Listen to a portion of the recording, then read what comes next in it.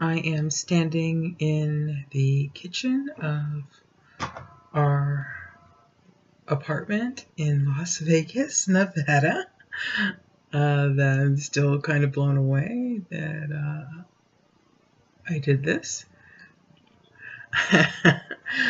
And I'm surrounded by stuff. Um, I didn't get as early a start Monday as I had hoped to. We didn't get hit the road Monday until the afternoon around 2ish or something like that. And of course, the U-Haul is a 20-foot U-Haul, and I was towing my vehicle behind it. The recommended speed for the vehicle tower is 55 miles per hour. That's that's just, they need to work on that. And the U-Haul also needs to work on making sure you can hook and unhook your vehicle properly from it. Or but I guess different U-Haul sites are different. This is, there are some places that just rent the U-Hauls for the U-Haul company, and then there are actual U-Haul stores where you can rent and buy equipment and rent other equipment and whatnot. And I went to set things up through the Ogden U-Haul store on Wall, and I was in typically a one-way trip like this. I guess they kind of judge it depending on where you're going.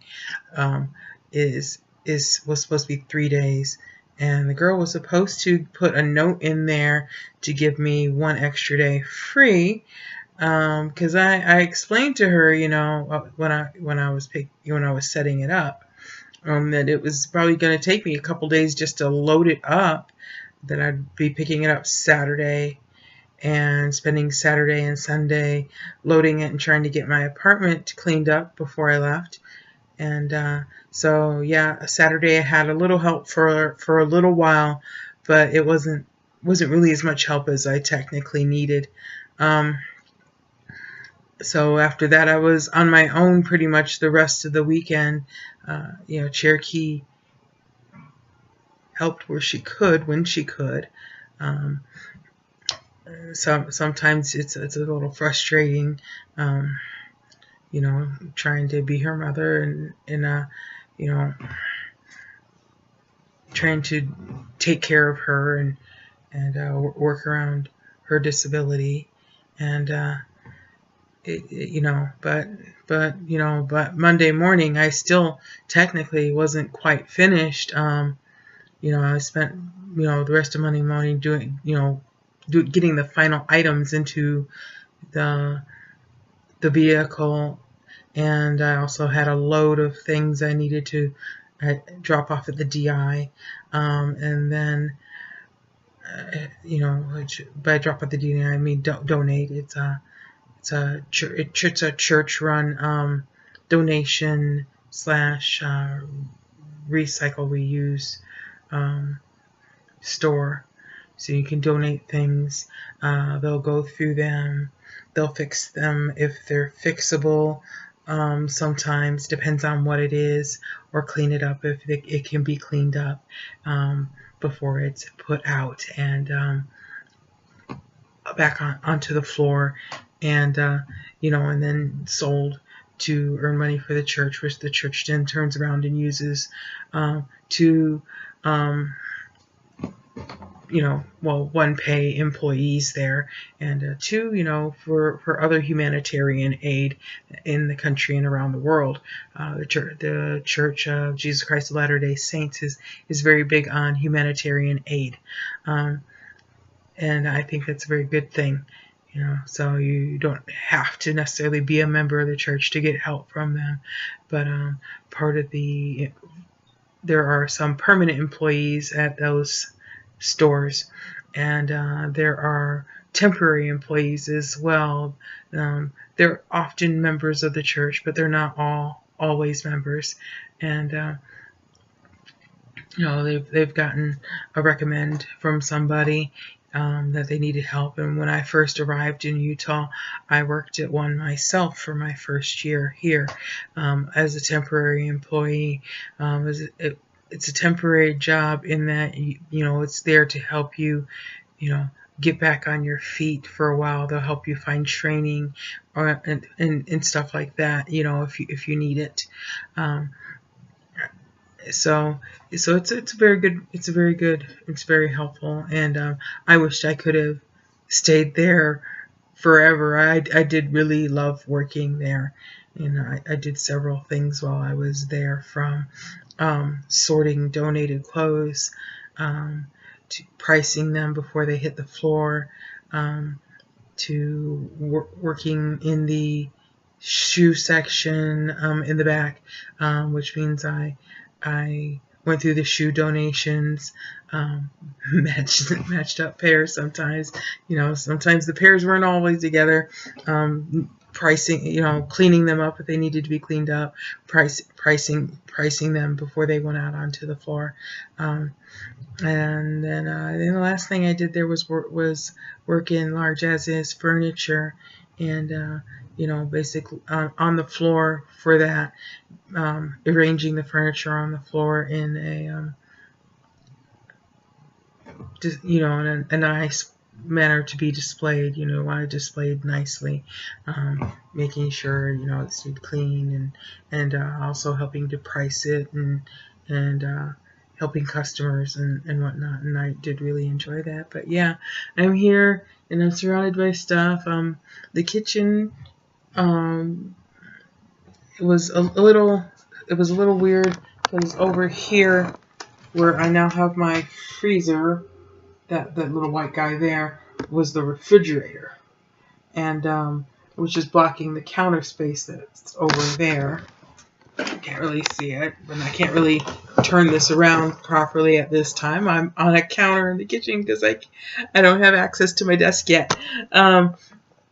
So and that was a neighbor's idea, was to move the refrigerator over here, because with it there, it made the kitchen feel really, really small, and it blocked access to the counter on that side of the sink as well. So moving that makes the kitchen feel bigger, and plus now I can get to that side of the sink, you know, use that counter, and that there's an upper cabinet over there, but underneath the counter over there is where the hot water tank is stored. So, you know, of course, and then right behind me here is the uppers. I did get my microwave out of the box, and over here is the stove, which has all kind of stuff on it because I'm still going through things, finding things, and sorting things and whatnot. And but we're here. We made it safe and sound.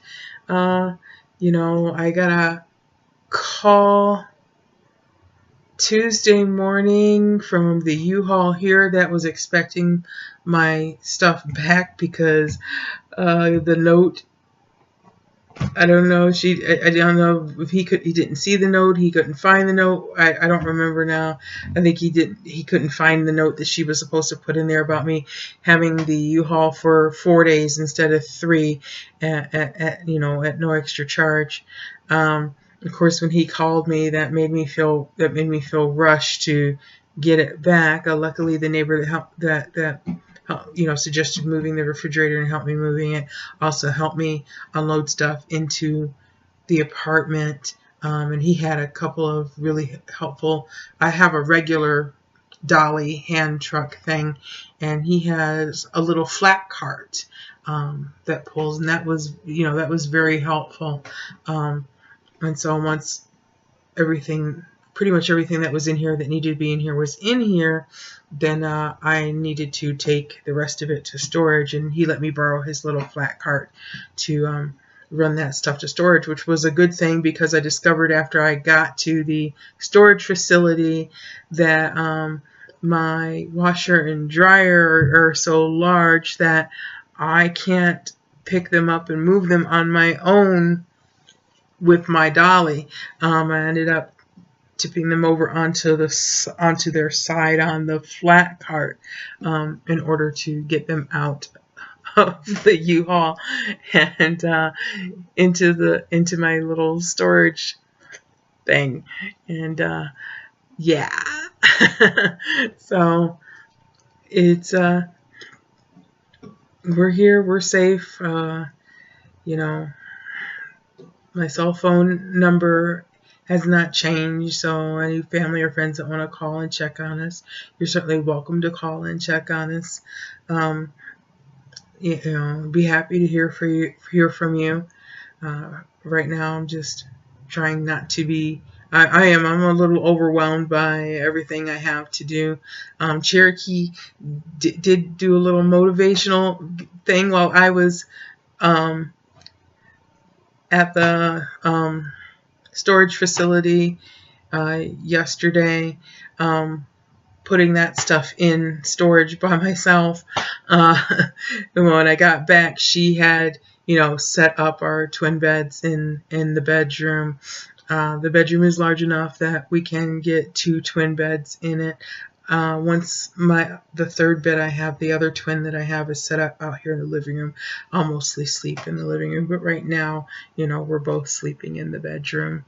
So, and I know she'll be glad to have the room to herself once I get the living room cleared up enough to set my stuff up and, you know, and whatnot out there. But right now it's just like a mountain of totes and boxes, and I've discovered you know, at least 3 or 4 boxes that have made it in here by accident that should have gone into storage, and I'll wait till I've gone through everything to run those to the storage site and put them away, because there's no sense in running back and forth and wasting gas and time and whatnot. But we're here, and I'm tired, and not as tired as I was last night. When I dropped off the U-Haul last night, Cherokee was like, "Let's stop and eat," and you know, and she went with me to drop the U-Haul off because she wanted to stop someplace and eat. And I was so tired, I really couldn't eat, or couldn't focus. I couldn't even focus on the menu to really pick anything out that I really wanted. You know, I ate a little from the salad bar, and you know, I ended up bringing the burger and fries I ordered home because I just couldn't eat it. You know, I just was too tired. I just like, Cherokee, I gotta go home. I gotta lay down. I'm exhausted. I mean, I had driven till late in the night, Monday night, and I still got up real early in the morning to, you know, start bringing things inside, and you know, and I did that for hours without a break. And you know, when I finally got a break, it was just to, you know, check on my directions for the storage facility, and then, you know, drive things over to the storage place, and, you know, put all that in storage by myself, you know, and when I got back from that, you know, double checking the directions to get to the U-Haul, and by the time I was dropping the U-Haul off, it was getting dark.